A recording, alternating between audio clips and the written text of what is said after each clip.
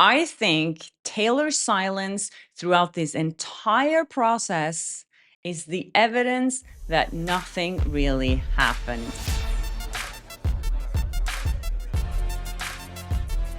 Hi, and welcome to Flawsome Talk. I'm Kjersti Flaa, and here on my channel, you know what I'm talking about. Blake Lively, Justin Baldoni, and now a lot about Taylor Swift as well. So much has been going on the last couple of days. It's been crazy. Every hour there's a new update, and I'm trying to stay on top of all of this, you guys. So yesterday, it was known that Judge Lehman had striked the letter that Freeman sent him, explaining why he needed to subpoena Taylor Swift. As we know, now the big bombshell news that dropped a couple of days ago, where Friedman actually said to the judge that Taylor Swift had been blackmailed basically from Blake Lively, and Blake Lively said, if you don't show support for me on social media or publicly, I'm going to leak 10 years of text messages between us. Crazy. And also, Blake Lively had asked Taylor Swift to delete text messages between them from 4 or 5 months before this phone call actually took place with Brian Friedman and this source, this anonymous source, which took place in February. That indicates that Blake Lively was already trying to get rid of evidence back in like September, October. So I guess people were a bit disappointed in what happened yesterday when the judge tossed this out. The way I see it is that the judge tossed it out for two reasons. One reason was that he said that this is not relevant in this case that we have going here between Blake Lively and Justin Baldoni. And he said that this was kind of salacious and it was to promote a public scandal. The other reason is that he said this doesn't belong in my court because Friedman was asking to see documents from Taylor Swift's lawyer, because apparently there were documents showing that this conversation between Taylor Swift's lawyer and Blake Lively's lawyer actually took place, and that he was basically threatened to tell Taylor Swift to post public support for Blake Lively. And that phone call apparently ended with abruptly, where Taylor Swift's lawyer basically hung up the phone. And there were also written communications about this. And that's what Brian Friedman wants to get hold of. What the judge said yesterday is that you can't talk about this on my docket, meaning in his court in New York, because Venable LLP, which is the law firm that Taylor Swift's lawyer is a partner in, are based in DC. So what he could do now is basically file the same thing in DC. But I really think what Friedman wanted to do here was to get all this information out in public.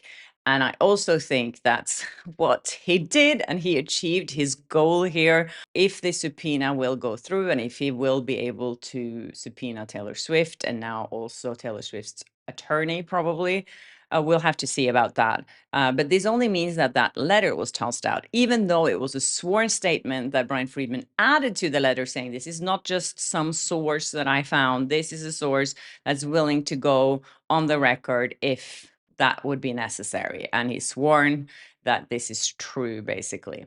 Also, as you know, Taylor Swift has still not come out and commented on this. She has been so quiet, meaning, I mean, it's so obvious to me that Taylor Swift is behind this. Not a lot of people would know that Taylor Swift was contacted by Blake Lively to delete her messages. That is coming from Taylor Swift. And I think for Taylor Swift to go out now and actually expose this is really smart. Because as you know, Blake was threatening to leak their text messages. If she would leak them now, that would look terrible. And also we would know it was coming from her. So this was a great way for Taylor to actually just shut that down, because now she can't really leak those messages. So once that was really smart.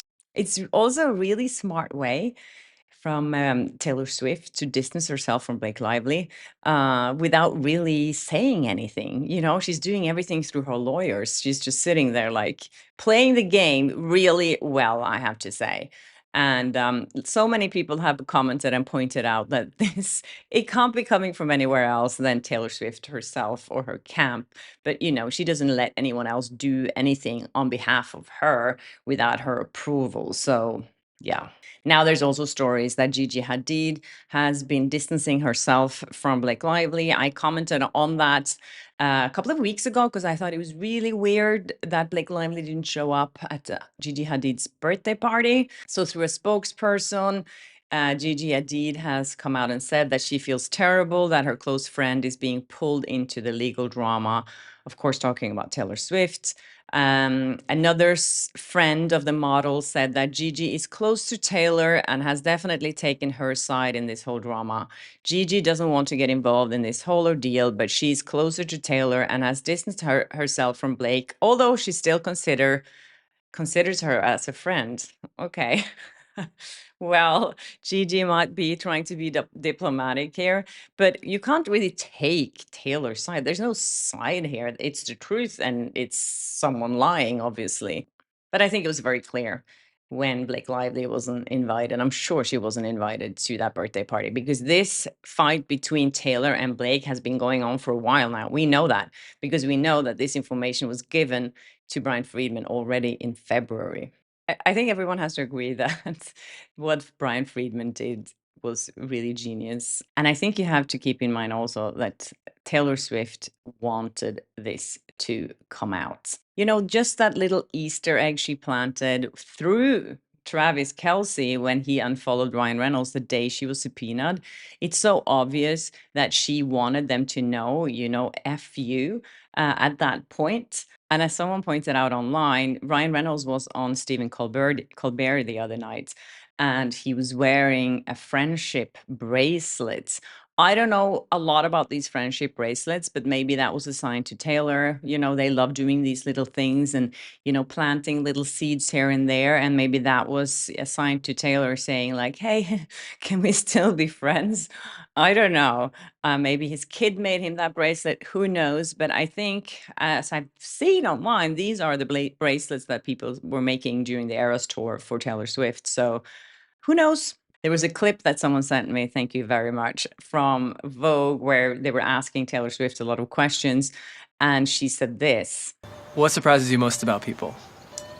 I'm pleasantly surprised by the fact that I tell my friends absolutely everything and it never ends up getting out.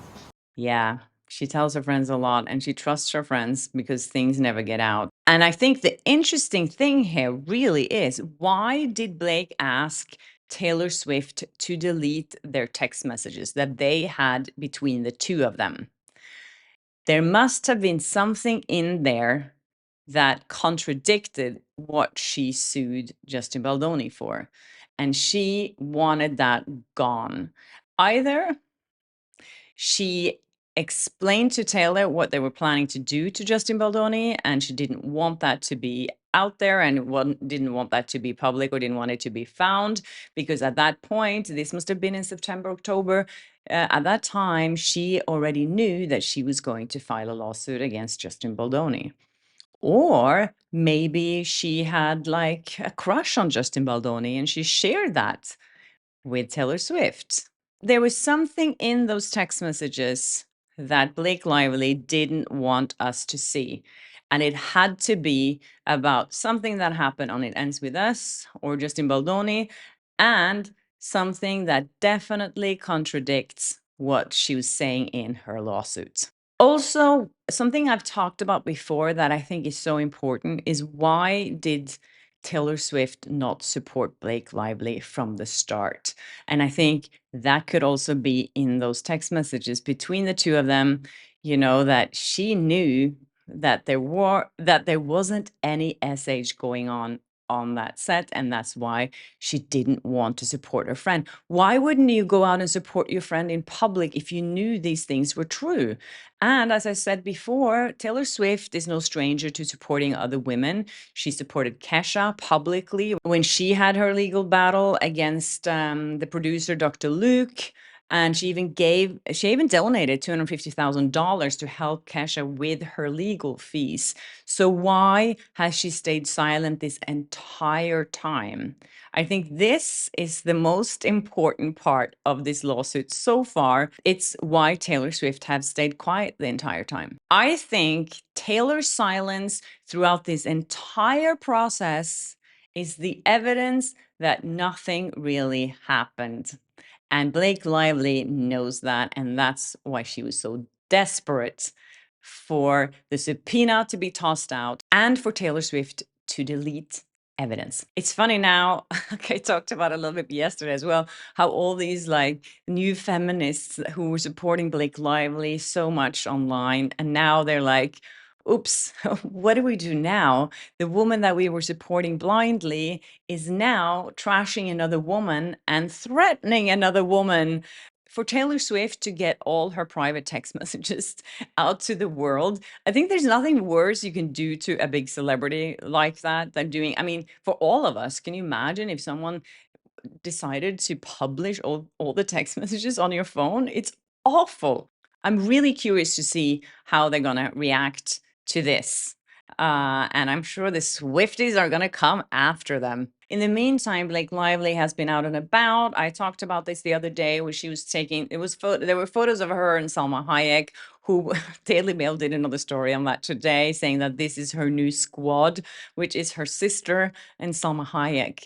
And when you look at the photos of Blake Lively strolling in New York the same day as these news broke with Taylor Swift, I have never seen a more forced smile in my entire life than what you see on Blake Lively here. How can anyone be smiling when this is happening to them? And how can anyone go out in public and dine in a restaurant with another celebrity just because she wants to be seen? And this is the thing with Blake Lively, as you know, she wants to be seen all the time. I think this is also a part of the narcissism and addiction to attention that a lot of celebrities have. They want to be in the spotlight all the time. They get addicted to that attention and for people to follow them and take photos of them. And I think for now, this is kind of therapy for Blake. She feels loved by the paparazzi who's taking pictures of her, and she feels important. And I think it's screwed up. But I can't find another explanation for why she's going out smiling like that in public while this is happening. Also, someone sent me a link to a story here. Thank you so much.